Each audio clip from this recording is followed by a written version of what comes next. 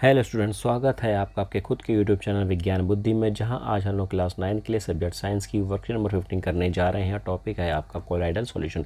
जहां हमने last class के अंदर पढ़ लिया था किसके बारे में, सस्पेंशन के बारे में, और हमारा ट्रू सॉल्यूशन के बारे में पढ़ चुके हैं। तो बच्चों, ज्ञान से बोल रही है दीदी कि which type of mixture is formed when water is mixed in the milk. दूध में अगर पानी मिला दिया जाए तो किस प्रकार का मिक्सचर बन जाएगा। तो जिज्ञासा दीदी से बोलता है ये ज्ञान कि दीदी here we will get a heterogeneous mixture. किसका? दूध और पानी जब मिक्स हो जाएगा तो वो हेट्रोजीनियस मिक्सचर हो जाएगा। In this mixture the particle size is bigger than the particle size of true solution but smaller than the particle size of suspension. तो हमारे पास तीन प्रकार के मिक्सचर थे। एक हमारे पास था ट्रू सॉल्यूशन, एक हमारे पास था सस्पेंशन, था कि नहीं था बच्चों, और एक लास्ट हमारा आज क्या आ गया, कोलाइडल सॉल्यूशन आ गया। तो तो अब हम बता दें, एक था हमारा शुगर सॉल्यूशन था ना, शुगर सॉल्यूशन। एक हमारे पास क्या था, मड वाटर था, मतलब मिट्टी का पानी था, मड वाटर था, या चौक पाउडर था, चौक का वाटर था। और एक हमारे पास क्या हो गया, मिल्क हो गया। तो कह रहा है जो मिल्क के पार्टिकल्स हैं ना, वो है शुगर सॉल्यूशन के पार्टिकल से तो बड़े साइज के होते हैं, पर मिल्क पर मड वाटर के पार्टिकल से छोटे होते हैं। ये आप लोग याद रखोगे। मिल्क के जो पार्टिकल्स हैं वो शुगर सॉल्यूशन के पार्टिकल से तो बड़े होंगे, परंतु मड वाटर के पार्टिकल से क्या होंगे, छोटे होंगे। इसीलिए हमको क्या दिखाई देते हैं, होमोजीनियस जैसे दिखाई देते हैं। एपियरेंस उनका होमोजीनियस ही है, पर है एक्चुअल में वो हेट्रोजीनियस है। इसका आंसर ये है। तो आपसे पूछेगा कि ये हेट्रोजीनियस होते हुए भी होमोजीनियस जैसा क्यों दिखता है, तो आपने यही पूरा आंसर लिख देना है। और बच्चों आगे आएगा ये। चलो जी आगे चलते हैं अपनी वर्कशीट के अंदर। अब कोलाइडल सॉल्यूशन के मेनली दो पार्ट्स होते हैं। एक होता है डिस्पर्स्ड फेज, एक होता है डिस्पर्जन मीडियम। ये कैसे होता है भैया, हमें पता है कि हमने पढ़ा था शुगर सॉल्यूशन।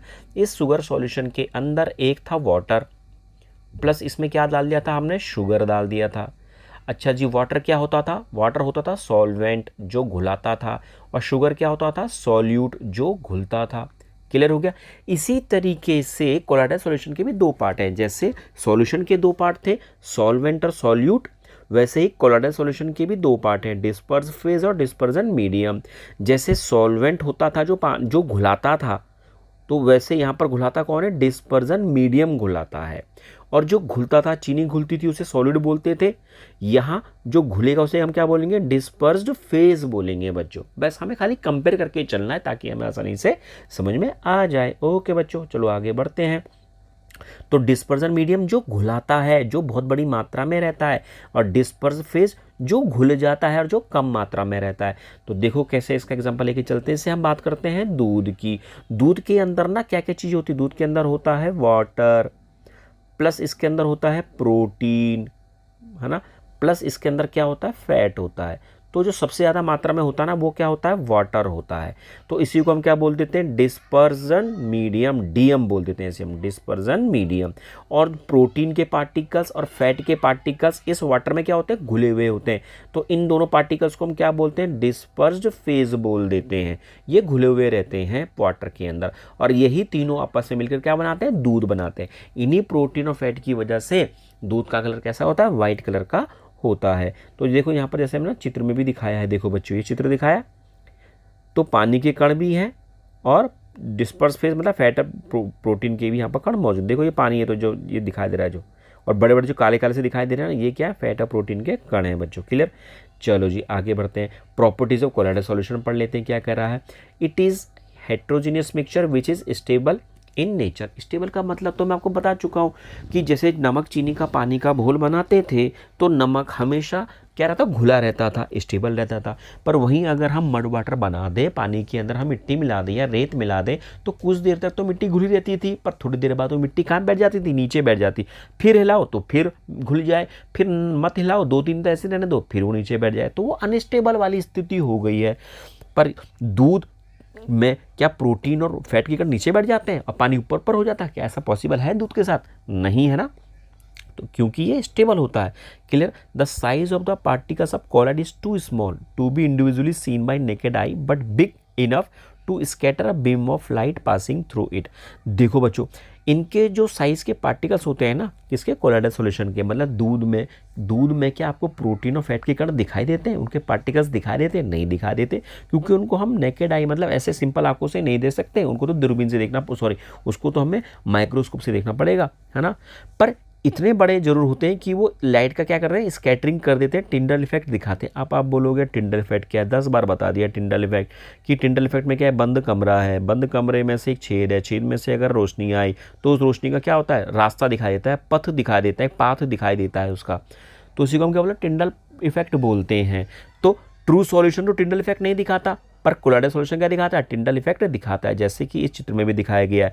यहाँ पर ट्रू सॉल्यूशन डाल दिया, मैंने नमक चीनी का घोल डाल दिया, यहाँ पर क्या डाल दिया, दूध डाल दिया। अब हमने क्या, हमारे यहाँ पर टॉर्च की कैसी लाइट है, येलो लाइट, जैसे ही टॉर्च की लाइट हमने ट्रू सॉल्यूशन से डाली, ट्रू सॉल्यूशन मतलब नमक चीनी के घोल से डाली, तो क्या यहाँ पर लाइट दिखाई दे रही है, पीली लाइट दिखाई दे रही है इस एरिया में, नहीं दिखाई दे रही है, पर वो पीली लाइट कहाँ दिखाई दे रही है, इस कोलाइडल सॉल्यूशन में दिखाई दे रही है, क्योंकि कोलाइडल सॉल्यूशन टिंडल इफेक्ट दिखाता है, वह लाइट के रास्ते को दिखाता है बच्चों। क्लियर हो गया। अच्छा जी, अब हम चलते हैं किसमें, तीसरी प्रॉपर्टीज में। तीसरी प्रॉपर्टी क्या कह रहा है, it's particles can not be separated by filtration process. हमें पता है कि अगर हमने कपड़ा लिया, उस कपड़े में से हमने दूध को नीचे की ओर डाला, दूध को नीचे की ओर डाला, तो क्या दूध में पानी और प्रोटीन के पार्टिकल्स और फैट के पार्टिकल्स ऊपर आ जाते हैं कि नीचे आ जाते हैं, पर नीचे आ जाते हैं ना, क्योंकि जो दूध सफ़ेद कलर का था वो सफ़ेद कलर का दूध नीचे आ जाता है, यहाँ पर कुछ भी इकट्ठा नहीं होता। पर कुछ समझदार बच्चे बता क्या कह रहे होंगे कि सर यहाँ पर मलाई तो जमा हो जाती है। अरे भैया, मलाई तो तब होती है ना जब हम दूध को गर्म कर देते हैं, हम कच्चे दूध को डालें तो क्या मलाई ऊपर रह जाएगी, नहीं रहेगी ना, बस वही तो चीज़ है।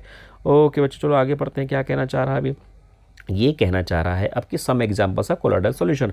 कोलाइडल सॉल्यूशन के कुछ टाइप होते हैं बच्चों, केवल इसी में टाइप्स होते हैं, जैसे एरोसोल एक टाइप है, एरोसोल एक टाइप है, फोम एक टाइप है, इमल्शन एक टाइप है। अब देखो, हम बात करें फॉग की, कोहरे की बात करें, क्लाउड की बादल की बात करें। फॉग कहाँ लगता है, एटमॉस्फेयर में लगता है, मतलब पूरी एयर में क्या लगता है, कोहरा लगता है। तो एयर बड़ी चीज हो गई, तो एयर क्या हो गया, डीएम हो गया, डिस्पर्सन मीडियम। अब उस एयर में क्या होता है, पानी के कण, वाटर वेपर वहाँ पर जमा हो जाती है, तो क्या बनाता है, फॉग बनाता है, तो वो भी क्या होता है, लिक्विड फेज होता है। क्लियर हो गया। इसी प्रकार से हमें पता है कि हमारे क्या होते हैं, क्लाउड होता है। क्लाउड क्या कर देता है भैया, क्लाउड कहाँ होता है, एयर में होता है, तो डिस्पर्सन मीडियम क्या हो गई, एयर मतलब गैस हो गई, और उसमें क्या मिला हुआ होता है, पानी। बादल में पानी तो होता है, तो डिस्पर्स फेज क्या है, लिक्विड पानी है। क्लियर हो गया। मिस्ट भी वो कोहरा टाइप होता है। एरोसोल अब किसका आ गया, स्मोक की बात आ गई बच्चों। स्मोक ऑटोमोबाइल एग्जॉस्ट, भैया जो हम जो सिगरेट पीते हैं, बीड़ी पीते हैं, हुक्का पीते हैं, हम लकड़ी जलाते हैं, ऑटोमोबाइल गाड़ी जला रहे हैं, उनमें से क्या निकला, धुआं निकल रहा है। वह धुआं कहाँ है, पूरे एयर में ही तो आ रहा है, तो एयर क्या हो गया, डिस्पर्जन मीडियम हो गया। और वहाँ पर क्या होते हैं, पार्टिकल्स आ जाते हैं, सॉलिड पार्टिकल्स आते हैं, solid particles, dust particles type solid particles, तो वो कैसे हैं, सॉलिड है। तो पूरे डिस्पर्जन मीडियम में डिस्पर्स फेज क्या है, सॉलिड है बच्चों। क्लियर हो गया। तीसरा एग्जांपल ले लेते हैं हम किसका, शेविंग क्रीम का। शेविंग क्रीम में एग्जाम्पल था फोम, आजकल देखा फोम वाले शेविंग क्रीम आ रहा है, तो उसमें क्या होता है, लिक्विड के में क्या मिलाते हैं, गैस मिला देते हैं। तुमने देखा होगा जब उसको हम दबाते हैं स्प्रे की तरफ, तो कैसे निकलता है, फर फर पूरा बाहर जैसा निकलता है, क्योंकि गैस होती है उसके अंदर, लिक्विड के अंदर। क्लियर। चौथा हो गया मिल्क और फेस क्रीम, वो होता है इमल्शन टाइप, उसके अंदर लिक्विड के अंदर क्या होता है, लिक्विड में तेल के अंदर पानी या पानी के अंदर तेल, वो मिल्क कहलाता है। क्लियर हो गया। चलो बच्चों, अब हम करते हैं क्वेश्चंस। क्वेश्चन के मैंने आंसर दे रखे हैं, फिर भी आप देख लो। How can we distinguish between a colloidal and true solution, explain with the help of diagram. भाई कोलाइडल सॉल्यूशन और ट्रू सॉल्यूशन के बीच में क्या करना है, डिफ्रेंशिएट करना है, डिस्टिंग्विश करना है। सिंपल सा भाई, ये लिख देना आपने पूरा चित्र, पूरा का पूरा ये चित्र, कि ट्रू सॉल्यूशन क्या दिखाते हैं, ट्रू सॉल्यूशन टिंडल इफेक्ट नहीं दिखाते, पर कोलाइडल सॉल्यूशन टिंडल इफेक्ट दिखाते हैं। ये पूरा चित्र बना के लिखना है आपने, और ये लिखना है आपने, मैंने आंसर दे रखा है, फिर भी आप चित्र बनाओगे, ये वाला चित्र तो नहीं बना सकता ना मैं।